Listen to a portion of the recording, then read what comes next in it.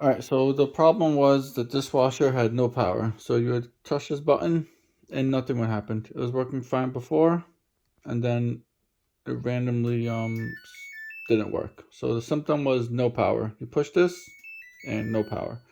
To fix it, what you need to do is you need to change this control board right here. So to do this, open the dishwasher, take out all these screws. There's like 12 or so right here. Just take them all out, nothing too crazy. Just take the ones on the edge. Don't touch these, just the ones on the edge. So take all the screws off, and then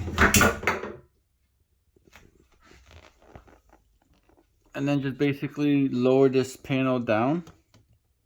So yeah, it's obviously screw. I don't want to screw it, but lower this panel down, and once you do that, on this side of the dishwasher, you will see this panel. It'll be like this, and it's all plugged in. So then what I did was I cut the power to the house. I disconnected the old ones, and this thing is not screwed in, so you can just pop it out. I might disconnect the old wires, connect them back in the same exact spots, plugged it back in, turn the power on, and it worked. And now it works fine.